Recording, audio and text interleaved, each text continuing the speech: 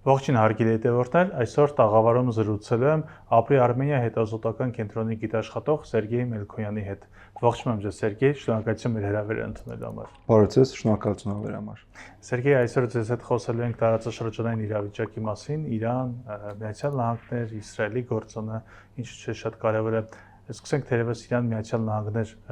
կապերից, ինչպես գիտենք, ստորագրվեց կողմերի միջև փոխհմբռնման հուշագիր, որը որ կողմերը պետք է 60 օրյա ժամկետում հասնեն առնվազն 60 օրում համաձայնության, բայց դեռևս այն պարտավորություն ասենք, թե օրակարգը, որ պետք է կողմերը փոխհմբռնման հուշագրի շրջանակներում ավելի հաճախ հանդիպենք, անգամ դա դեռևս չենք տեսնում։ Հետևաբար այս փոխհմբռնման հուշագիրը որքան որ կարևոր լինի նրանց միջև կապերում, որքանով է կայուն կամ հուսալի երկարատև կայունության համար եւ ի վերջո ինչ տվեց այն կողմերին։ Իհարկե, ինքը կայուն չի, ինչպես ասենց ակնարկը զգացի, այո, ինքը իհարկե կայուն պայմանագիր չի։ Այն ինչ որ ինքը տվեց, դա փաստացի վերադարձ դեպի նախ պատերազմական ստատուս քվո։ Այսինքն, բոլոր մեն իրենց դիրքերին Հորմուզի նեղուցի շուրջ գրեթե ոչինչ բան չի փոխվում, պատերազմը դադարվում է։ Զինադատարը տեղ ունենում։ Հիմա երկրորդ փուլը, դա պիտի մի հատ քայլ առաջ անեն, որտեղ առաջի փուլը փաստացի 0 կետն էր։ Ինքը ոչինչ բան տարապես չփոխեց։ Հիմա պիտի գնան հասնեն առաջի կետին։ Դա հիմնականում վերաբերում է առաջինը իրանական սառցված ֆինանսական տարբեր հարցերին, երկրորդը Հորմուզի նեղուցի կարգավիճակը եւ երրորդը Իրանը փորձում է դնել օրակարգ, թե Միացյալ Նահանգների ռազմական ներկայությունը Իրանի շուրջ, որպեսզի Իրան տենց է բացատրում, որպեսզի մեր պայմանավորվածությունները անցնեն ավելի վստահելի միջավայրի ընթացքով, մենք չպիտի զգանք, որ որով է ճնշման նույնիսկ հնարավորություն։ Պարզ է, որ Միացյալ Նահանգներում այդ օրակարգը չկա։ Միացյալ Նահանգների հիմնական նպատակը դա դուրս գալ ամեն ձևով պատերազմից։ Բայց հիմա կարծոք Իրանը կարողանա ներքաշել Միացյալ Նահանգներին ոչ թե պատերազմի իրավիճակին, այլ ճնշել Միացյալ Նահանգներին, այդ դժվարում ենք պատասխանել, որովհետև երկրորդ խնդիրներ կա, որ Լիբանանի ճակատը եւ Իրանի ճակատը փոխկապակցված են։ Իսկ մի քանի օր առաջ Իսրայելի վարչապետը Բենյամին Նեթանյահուն հայտարարեց, որ մենք այս 10 կիլոմետրանոց գոտուց դուրս չենք գալ։ Փաստացի մենք այս Եվ ես եմ որոշելու, երբ դուրս կգնանք։ Այո, իր խոսքերով։ Բայց հիմա Իրանի տեսանկյունից դա պայմանագրի խախտում է։ Արդյոք Միացյալ Նահանգները բավականի միջոցներ ունեն Նեթանյահուի վրա, մեծ հարց է։ Շատ լավ, իսկ այն հարցը իհարկե դա անշնորհակալ հարց է, թե ով հաղթեց, ով պարտվեց, բայց ամեն դեպքում ով ընդունեց դիմացինի խաղի կանոնները, այս փոխհմբռնման հուշագրով, ով ինչ ստացավ։ Եկեք նայենք այն հարցումները, որը տեղի ունեցան Իսրայելում, օրինակ Times of Israel հարցումներ անցկացրել եւ Իսրայելի 92% բնակիչները վստահ են, որ Իրանն է հաղթել։ Հիմա եթե այլ երկրները, որոնք պատերազմի մեջ չեն գտնվում, անդեն հակառակը, որ չէ Միացյալ Նահանգները հաղթել, դա առնվազն անտրամաբանական կլինի։ Այո, քաղաքական տեսանկյունից ռազմականը մեկ կողմ։ Եթե մենք կորուստները համեմատենք եւ այլն, քաղաքական տեսանկյունից պարզ է, որ Իրանը կարողացավ թելադրել իր կամքը, չէ՞, իսկ պատերազմի տեսությունից մենք գիտենք, որ պատերազմի նպատակը դա կոտրել հակառակորդի կամքը։ Հիմա Իրանը կոտրեց խառնել, Իրանը կոտրեց Միացյալ Նահանգների կամքը շարունակել պատերազմը։ Այս տեսանկյունից, այո, Իրանը փաստացի քաղաքական հաղթանակ կրեց։ Հիմա Իրան կարևոր է քաղաքական հաղթանակը կոնվերտացնել նաև տնտեսական հաղթանակ, որտեղ հիմնական խնդիրը Իրանի համար լինելու է տնտեսականը։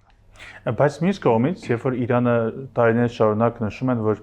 դեմ էր արտահայտվում երկկողմ բանակցություններին եւ նշում էր, բայց հիմա կարծեք թե գնացել է երկկողմ բանակցությունների Միացյալ Նահանգների հետ եւ դրանով իսկ կարծեք թե ընդունել է Միացյալ Նահանգների խաղի կանոնները։ Մեդալի մյուս կողմից է։ Այո, բայց Իրանում կա այլ կարծիք, թե ինչու իրեն գնացին, այնտեղ տեսնում են, որ կա հնարավորություն տարանջատել իրանական եւ իսրայելական թրեքերը, այսպես ասած։ Գրեթե մեծամասնություն Իրանում վստահ է, որ դա մեկ պատմություն է, այսինքն մեկ առանցք է, որը չես կարող տարանջատել, բայց եթե հնարավոր է օգտվել այդ հնարավորությունից, ապա ինչու դա չօգտվել։ Այսինքն փորձում է առանձնացնել Իրանը-ամերիկյան կապերը։ Այո։ Իրանք Ամերիկա-իսրայելական։ Այո, բոլորը սկեպտիկ են, որ դա կհաջողվի, որտեղ Իրան գրեթե որ վստահ են, որ Միացյալ Նահանգները եւ Իսրայելի շահերը լիովին համընկնում են։ Հետևաբար ինչ որ լուրջ արդյունքի դա չի բերի։ Իսկ եթե կարճաժամկետ նույնիսկ Իրանը կարողանա ինչ-որ հաջողության հասնի, ապա այդ հնարավորությունը պետք է օգտագործել։ Սերգեյ, հաշվի առնելով, որ երկար տարիներ ուսումնասիրել եք Իսրայելը, դուք ինչ եք կարծում, այսինքն հնարավոր է Իսրայելի եւ Միացյալ Նահանգների միջև այդ շահերը տարանջատվեն կամ նրանք իսկապես նրանց միջև կան հակասություններ Իրանի հարցում։ Դեք Իսրայելը փոխվում է, ինչպես փոխվում են Միացյալ Նահանգները։ Իսրայելը չփոխվում դեպի ավելի sense լիբերալ մոտություններին։ Հիմա Իսրայելում ընդդիմությունը ավելի ծայրահեղական է, քան կառավարությունը։ Եթե մենք նայում ենք, թե նախկին գշիպետը ինչ է խոսում, Գադի Այզենկոտը կամ Նավտալի Բենետը ինչ է խոսում, որոնք հաղթություն են դառնալ վարչապետ։ Իրանք ավելի ծայրահեղ միջոցների կողմնակից են, համատելով Նետանյահուն եւ դրանից են քննադատում։ Նա բայց Միացյալ Նահանգներում, եթե մենք SMAGA շրջանակը վերցնենք, իրենք ավելի քիչ շահագրգռված են ծախսել գումարներ ինչ որ հեռավոր տարածաշրջաններում, ինչ որ անհասկանալի նպատակների համար։ Հետևաբար Իսրայելում հիմա հետևյալ քննարկումն է գնում։ Այն փաթեթը, որը Միացյալ Նահանգները տրամադրել էին, այսինքն որը ուժի մտավ 2019 թվից մինչև 2028 թիվ, ավարտվելու է շուտով։ Ըստ այդ պայմանագրին Միացյալ Նահանգները տրամադրելու են 3.8 միլիարդ դոլար տարեկան ռազմական օգնություն Իսրայելին։ Հիմա Իսրայելում քննարկում են, թե ինչպես դա վերանայել։ Ոչ թե որպես donation պիտի լինի, այլ օգնություն։ Իսրայելում քննարկումը հետևյալն է, որ զգում են, որ Միացյալ Նահանգները պատրաստ չեն տարեկան գրեթե 4 միլիարդ դոլար նվեր տան, հետևաբար մենք պիտի այս ֆորմատ հարաբերություններից անցնենք ավելի գործընկերային։ Դա ինչպես պետք է լինի։ Դա նշանակում է, այո, որովհետև Իսրայելում արդեն ինչ որ հաջողություններ ունեն, օրինակ օտային պաշտպանության, լազերային տեխնոլոգիաներ եւ այլն։ Հետևաբար իրանք կարող են համատեղ ինչ որ մի բան զարգացնեն, այլ ոչ թե սпасեն օգնություն Միացյալ Նահանգներին։ Ներգրավեն համագործակցություն։ Այո, ավելի sense գործընկերային հարաբերություններ լինի, դա նշանակում է, որ վերանայվում են հարաբերությունները Իսրայել եւ Միացյալ Նահանգների միջեւ։ Շատ է։ Իդեպ սպասում է, եթե չեմ սխալվում, մաշնան ընտրություններ Իսրայելում, սա ինչ որ առանցքային դեր կարող է կատարել։ Այո, դա շատ մեծ խնդիր է, օրինակ վերջի հարցումներին, ուրեմն Բենյամին Նետանյահուի կոալիցիան ստանում է մոտավորապես 50 մանդատ, ընդդիմությունը ստանում է 59 եւ արաբները 11։ Հիշեցնեմ, որպեսզի ստեղծես կառավարություն Իսրայելում, դու պիտի ունենաս 61 մանդատ։ Դա նշանակում է, որ ընդդիմությունը ավելի շատ շանսեր ունի ստեղծել դառնալ իշխանություն փաստացի հոկտեմբերին, քան Բենյամին Նետանյահուն, որտեվ նոր բացի նրանց, որ նոր կերպարներ են հանդես գալիս եւ հին կերպարները հանդես են գալիս, նաեւ Լիկուդից օրինակ Էդելշտեյնը դուրս եկավ եւ ինքը հիմա նոր կուսակցություն է ուզել ստեղծել նախկին արտարության նախարարի հետ, Այելետ Շակեդի հետ, որը Լիկուդը Բենյամին Նեթանյահուի այո, իշխող կուսակցություն, որը ելի կլինի աճական իր հայացքներով, այսինքն բավականին շատ աճական կուսակցություններ կան եւ նրանքով գոհ չեն, ասենց ասենք Նետանյահուից, որովհետեւ շատ երկար են նստում Միացյալ Նահանգների հետ հարաբերությունները փչացրեց, արաբների հետ չհաջողվեց եւ այլն, իրանք արդեն ասենց ընտրելու օպցիաներ տարբեր կունենան։ Սեկե, բայց այստեղ հակասություն չի առաջանում, եթե դիցուկ օրինակի համար ընդդիմությունը Իսրայելում կա իշխանության, իրանք որ մեղադրում են Բենյամին Նեթանյահուն, ինչպես նշեցիք, փչացնելու մեջ հարաբերությունները Միացյալ Նահանգների հետ, ասեն մի կողմից նրանք նպատակ են դնելու բարելավել հարաբերությունները Միացյալ Նահանգների հետ, մյուս կողմից էլ նրանց շահերից չի բխելու Միացյալ Նահանգների եւ Իրանի փոխհմբռնման հուշագիրը։ Այո, ինչ անել։ Այո, եւ իրանք քննադատում են, որ Իսրայելը Նետանյահուն հասցրել սրան, որ մեր հիմնական դաշնակիցը մեր գլխավոր թշնամու հետ հասնում է ինչ-որ պայմանավորվածություն։ Երկրորդը, մեր հիմնական դաշնակիցը զարգացնում է հարաբերությունները մեր երկրորդ ամենակարևոր թշնամու հետ Թուրքիայի հետ։ Եվ սա նշում են որպես ձախողում Նետանյահուի։ Իրանք ասում են, որ դա իրանք կարող են այդ միտումը կոտրել, վերանայել եւ այլն։ Ինչպես դա կստացվի իրենց մոտ, իրենք դեռ չեն բացում։ Բայց ստացվում է, որ իրանական սկեպտիցիզմը նրանք խորացնելու են, այսինքն այն իհարկե, իրանք որ կարող են խանգարել։ Անշուշտ, այդ եմ ասում, ընդդիմությունը ավելի աճական է, ծայրահեղական է համատելով կառավարությանը։ Շատ լավ, անկախ նրանից, թե Իսրայելի ընդդիմությունը ինչ է ասում, բայց գետնի վրա է, հա, Իսրայելի տեսանկյունից իրենք ինչ հաջողություն ունեցան իրենց համար պատերազմի հետևանքով։ Պարզ է, այն հռետորաբանությունն ու նպատակները, որ ունեին միջև պատերազմը Իրանի դեմ, չիրականացան, բայց ինչ հաջողություններ կարող են ռեալ ցույց տալ սեփական հանրությանը։ Ռազմական հաջողություններ պարզ են, շարքից որ կարողացան ի վերջո հանել որոշակի հոբ համակարգը Իրանում, հրթիռային որոշակի ռազմական ենթակառուցվածքը շարքից հանեցին, բայց այո Իրանը կարող է վերականգնեցնել, բայց փաստացի ետ մաղեցին, այսինքն մի քանի տարի դեռ պետք է իրանին, որ լիովին վերականգնեցվի, նույնը միջուկային ծրագիրը, հետ գծեցին։ Այսինքն դա այն հիմնական հաջողությունները, որովհետև տարածաշրջանում հակառակ Իսրայելը գնալով 2024 թվականից ստեղծում էր կոնսենսուս իր դեմ։ Այսինքն Իրանը եւ Թուրքիան եւ փաստացի Պարսից որոշ երկրները ուրախ չեն մեղմ ասած Իսրայելի քաղաքականությամբ։ Պարսից երկրներ, որոնք նախատեսված են, որ պիտի լինեն Իսրայելի դաշնակիցը, Աբրահամյան համաձայնագիր։ Այո, փաստացի պայմանագրերը չաշխատեն։ Եվ հիմա իրանք հասկացան այդ երկրները, որ պիտի վերանային իրենց հարաբերությունները Իրանի հետ, որովհետեւ այս կապը չի աշխատում։ Այսինքն հաջողությունները բավականին քիչ են Իսրայելի համար։ Շատ լավ, գալով տարածաշրջանային կոնտեքստում շատերը մինչև պատերազմը եւ պատերազմի ժամանակ նշում են, որ Իսրայելի նպատակը Իրանից հետո Թուրքիան է։ Հիմա մենք տեսնում ենք, որ Թուրքիայի հարաբերությունները կապերը ջերմանում են ՆԱՏՕ-ի առանցքային դերակատար Միացյալ Նահանգների հետ, վաղն սպասում է ՆԱՏՕ-ի գագաթնաժողովային Անկարայում եւ Թուրքիերը մեծ սպասում ունեն։ Սա մեծ խանդ է առաջացնում Իսրայելը եւ ո՞նց է վնասում նրանց տարածաշրջանային դիրքերին։ Ինձ թվում է խանդի մասին չի, այստեղ պրագմատիկ շահերի մասին ազդեցությունը նվազում է սրան։ Այո, Իսրայելը միշտ համարվում էր Միացյալ Նահանգների հիմնական դաշնակիցը ՆԱՏՕ-ից դուրս։ Նույնիսկ այդպիսի կարգավիճակ ուներ։ Հիմա Իսրայելում խոսում են դրա մասին, որ այն Նետանյահուի քաղաքականության արդյունքում Իսրայելը կորցրեց այդ կարգավիճակը։ Բայց էլի որովհետև հիմա նշած օրինակ Թուրքիային եւ Էրդողանին անձամբ ինչքան ռևերանսներ անում Թրամփը նշելով, որ ինքը գործանող է, գետնի վրա կարող է իրավիճակ փոխի, իմ լավ ընկերն է եւ գործընկերն է եւ այլն։ Այդպիսի բաներ դուք Նետանյահուի հանդեպ դժվար Թրամփից կամ մի շրջանակից լսեք։ Եվ այստեղ դժվար իրավիճակում է գտնվելու ապագայում համ Թրամփը, համ Միացյալ Նահանգները, որովհետեւ բավականին շատ կոնֆլիկտային կետեր կան Իսրայելի եւ Թուրքիայի միջեւ։ Սիրիա, Կիպրոս, Անտանուր, Միջերկրածովը եւ այլն, Գազան, հետո կարող է Թուրքիան հետաքրքրվի Լիբանանով եւ այլն։ Չգիտենք դա կստացվի թե չէ։ Այս մոտ ապագայում հաշվի առնելով այս հակադրությունները Թուրքիայի եւ Իսրայելի հնարավոր է, որ մոտ ապագայում տեսնենք նորից սրացումներ երկու կողմերի միջեւ։ Ամեն ինչ հնարավոր է, բայց ինձ թվում է Իսրայելը այդքան խրվել է իրականում պատերազմների մեջ, որտեղ իրանք պատկերացրեք հոկտեմբեր 7 2023 թվականից անդադար գտնվում են պատերազմի մեջ, ինչպես են իրանք դա անցալում նույնիսկ։ Սկզբից Գազայում, հետո Հեզբոլան միացավ, հետո հուտիները, հետո Իրանը միացավ, հետո փորձում են միատել Իրան, հետո երրորդ անգամ Իրան։ Հիմա Լիբանանում ավելի խրվեց։ Հիմա Թուրքիայի հետ է լարված լինի Սիրիայում։ Այսինքն բանակում էլ իսրայելական բանակում խոսում են նրա մասին, որ անսահմանափակ չեն ռեսուրսները եւ մաշվում է եւ հիմնական ինդիկատորը նա էր, որ երբ որ ասեցա պավեստքն են եկել, այդ նույն էնտուզիազմով չեն ընդունել այդ ռեզերվիստները, ինչպես դա օրինակ հոկտեմբեր 23 թվին էր, որոնք տնտեսապես եւ մարդկային ռեսուրսների տեսանկյունից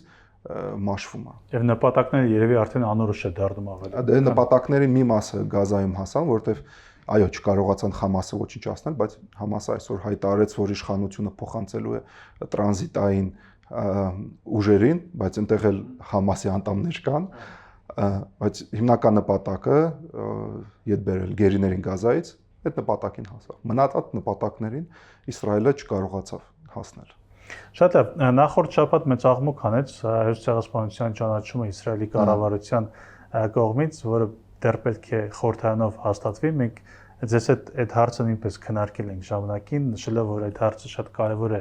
միշտ բայել է Իսրայելը, Թուրքիա եւ Ադրբեջանի հարաբերությունները չփչացնելու համար։ Հիմա փաստորեն գնաց այդ քայլին։ Լավ, Ադրբեջանը մի կողմ դնենք։ Հիմա ինչ որ գնաց այդ քայլին, Սերգեյ, եւ ընդհանրապես տպավորությունն է, որ սա համընկավ Թուրքիա-ԱՄՆ կապերի ջերմացման հետ։ Ճիշտ է տպավորությունը։ Այստեղ մի քանի հատ նպատակ կար։ Խնդրեմ։ Դա նպատակ համար 1 դա իրականում փորձել ստեղծել ալտերնատիվ օրակարգ, որտեղ Իսրայելին մեղադրում են նրան ինչ որ տեղի ունենալ Գազայում։ Տարբեր միջազգային իրավունք, մարդկանց իրավունք զբաղվող ընկերությունները, կազմակերպությունները դա կոչվում են որպես ցեղասպանություն կամ էթնիկ զտում։ Իսրայելին կարող է ցույց տալ, որ ընդհակառակ մենք դատապարտում ենք ցեղասպանությունները։ Երկրորդը իհարկե միատել բզել, այսպես ասած, Թուրքիայի։ Դա որոշ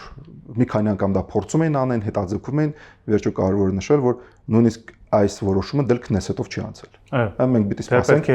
այո, ինչպես կլինի իր ապագան։ Դա երկրորդ նպատակը։ Երրորդ նպատակը Իսրայելում շատ լավ տեսնում են, որ Թուրքիայի դերը հարավային Կովկասում աճում է։ նաև Հայաստան, հենց Կովկասում, հենց Կովկասում, Հայաստան-Իրան, Հայաստան-Թուրքիա հարաբերությունները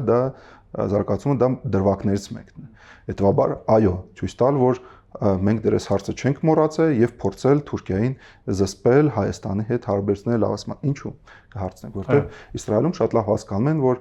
Թուրքիան հավակնություն ունի դառնալ նոր բազմաբևեռ աշխարհի կենտրոններից մեկը եւ իրեն շատ կարեւոր է այդ կոնտեքստում բացի մեր ծովարևելքից ունենալ պին դիրքեր կենտրոնական Ասիայում։ Իսկ եթե ինքը ունի դոմինանտություն հարավային Կովկասում, ստեղծել այս կապը կենտրոնական Ասիայի դժվար կլինի։ Բայց հանուն արդարության ունենալ որոշակի ազդեցություն հարավային Կովկասում դեռ չի ապահովում քո դիրքերը կենտրոնական Ասիայում։ Այո, բայց առանց դրան դու գրեթե շանսեր չունես։ Մինիմալ բանն է։ Այո, եւ ընդհանրապես Իսրայելը նայում է թե որտեղ են աճում Թուրքիայի դիրքերը եւ փորձում է այնտեղ զսպել։ Սա այն հիմնական նպատակները եւ փորձել ընդհակառակ Հայաստանին, որ տեսնում են, որ Իրանի զարգացնում են հարաբերությունները, ինչ-որ ռևերանս անել, ցույց տալ, որ մենք կարող ենք նաեւ Հայաստանի հետ հարաբերություն զարգացնել, որովհետեւ Իսրայելում լավ հասկանում են, եթե Հայաստանը որոշակի քայլեր անի Իսրայելի ուղղությամբ, դա որոշակի խնդիրներ կստեղծի Իրանի ուղղությամբ։ Եվ դա էլի Իրանի համար խնդիրներ է։ Այսինքն տարբեր նպատակներ են, բայց խնդիրը նա է, որ ինչպես ես եմ առնվազն տեսնում, դա գրեթե չաշխատեց։ Այսինքն այդ նպատակները, որոնք դրած են քաղաքական տեսանկյունից, այն ինչ որ իրանց, ասեմ, փորձագիտական շրջանակներն են խոսում, չհասան, որովհետև շատ սխալ թայմինգ էին ընտրել այդ որոշմանը, որովհետև եթե մենք վերլուծենք ինչպես մեր հասարակությունը արձագանք է, հասարակություն նկատնում ոչ միայն Հայաստանում, այլ նաև Սփյուռքում, չէ՞, դա էլ հիմնական թիրախներից մեկը։ Մենք տեսնում ենք, որ ստեղ չկար ասենց կոնսենսուս ողջունելու։ Ասեք եւ իսկապես վերջին հարցը խոսքը հայ-իսրայելական կապերի մասին է, շատերն են նշում, իդեպ նախ դիվանագետներից նախքին եւ այլն, որ թափս ակնհայտ է, որ հայ-իսրայելական կապերը բավական ոչ այդքան բարձր մակարդակի են։ Այստեղ կա ինչ որ անելիքներ, որովհետեւ եթե հայ-թուրքական գործընթացի հետ ենք համեմատում, շատերը նշում են, որ Թուրքիայի հարաբերությունների կարգավորումը մեզ համար կարևոր է առնվազն անվտանգային տեսանկյունից, հաշվի առնելով թե նա ինչ մեծ աջակցություն է ցուցաբերում Ադրբեջանին եւ ինչ վտանգավոր կարող է լինել Հայաստանի համար, թեկուզև նույն տրամաբանությամբ, այսինքն մենք այստեղ ռիսկերի կառավարման առումով դաշտ տեսնում եք Իսրայելի հետ կամ հնարավոր է համագործակցության խորացում, թե սա անպայման կդիտվի Իրանի դեմ քայլ, որը մեր շահերից չէ։ Իհարկե, մենք պետք է հասկանանք, որ յուրաքանչյուր հարաբերությունների զարգացումը պիտի ունենա իր նպատակը։ Հիմա ինչու համար մենք պետք է զարգացնենք հարաբերությունները Իսրայելի հետ։ Օրինակ գյուղատնտեսական ոլորտում տեխնոլոգիաներ ստանալու համար, որը լավագույնն է, լավ բան է, կամ ինչ որ այլ ոլորտում տեխնոլոգիաներ ստանալ, ոչ ռազմական, որտեղ մենք ստեղ գրեթե շանս չունենք, էլի լավ է։ Բայց եթե մեր հարցը ուրիշ ձևով ձևակերպենք, Ադրբեջանն է, եթե մենք տեսնում ենք, որ Ադրբեջանի կողմից կան խնդիրներ, սպառնալիքներ անվտանգության, էկզիստենցիալ բնույթ կրող, եթե խոսում ենք այսպես կոչված Արևմտյան Ադրբեջանի մասին, ապա Հայաստանը կարող է փորձել զսպել Իսրայելին, որ օգնություն չմատակարարի եւ զենք չմատակարարի Ադրբեջանին, որ ուղղված կլինի մեր դեմ, կամ Իսրայելը չտրամադրի իր լոբիստական հնարավորությունները Միացյալ Նահանգներում, որից ակտիվ օգտվում է Ադրբեջանը։ Դա որպես նպատակ շատ շոշափել է եւ հասկանում եմ, բայց հարցը դե որն է գինը։ Որն է գինը։ Ինչ գին Հայաստանը պատրաստ է դրա համար վճարել։ Ես չգիտեմ, այդ որոշում կայացնողները թող մտածեն։ Բայց գին կա, որ ուզում են դրա դիմաց։ Ինձ թվում է, այս նույնիսկ օրակարգում չեն այս հարցերը, որտեվ Հայաստանի գործող իշխանության մոտեցումը լիովին ուրիշ է։ Եթե Հայաստանի գործող իշխանությունը կցանկանար դիմադրել Ադրբեջանին տարբեր հարթակներում, դա այլ քայլեր կլիներ։ Հիմա ես տեսնում եմ, որ այդ ուղղությամբ չեն աշխատում։ Եվ ես գրեթե վստահ եմ, որ Իսրայելում շագրգռված չեն լինի ռիսկի տակ դնել այն խորը ռազմավարական մակարդակի հարաբերությունները, որոնք ունեն Ադրբեջանը։ Հիշում եք Ալիևը ինչպես էր ասում է Ադրբեջան-Իսրայել հարաբերությունները որպես այսբերգ լինեն։ Դուք մենակ վերևն եք տեսում, այն փոքր մասը, իսկ այն ամենամեծ մասը դուք չգիտեք։ Եվ դա հիմնական թեզը, որը նաև Իրանում են օգտագործում։ Որտեղ կան ինչ-որ լուրջ բաներ, որոնք չենք տեսնում։ Իսկ Իսրայելի կողմից Հայաստանի հետ կապերի կարգավորումը կամ խորացում ավելի ճիշտ, դա նաև կփչացնի Ադրբեջան-Իսրայել կապերը։ Ադրբեջան-Իսրայել կապերը, այո, անշուշտ։ Շատ լավ, իսկ իսրայելական մամուլը մի դեպ խոսակցություններ կային, որ հայոց ցեղասպանության ճանաչումը Իսրայելի կառավարության կողմից նախապես ծանուցվել էր ադրբեջանական կողմին եւ դրանով էր պայմանավորված, որ ի տարբերություն թուրքական կողմի Բաքուն ավելի մեղմ էր արտահայտվել։ Սա իրականությանը որքանով է մոտ։ Հնարավոր է, բայց Բաքվից կար արձագանք, ոչ այդպես կոշտ ինչպես Թուրքիայից, դա որպես ժեստ կարող էր լինել, բայց համ Իսրայելում, համ Ադրբեջանում հասկանում են, որ այս որոշումները իրանք լուրջ ռետորական մակարդակով, լուրջ բան չեն։ Կոնկրետ քայլերը ավելի մեծ նշանակություն ունեն, պրագմատիկ։ Գետնի վրա, այլ ոչ թե ինչ որ որոշումներ, այո։ Շնորհակալություն Շնորհակալություն ձեզ։ Հարգելի հետևորդներ, հիշեցնեմ, որ զրուցում էի Ապրի Արմենիա հետազոտական կենտրոնի գիտաշխատող Սերգեյ Մելքոյանի հետ։ Շնորհակալություն, կհանդիպենք։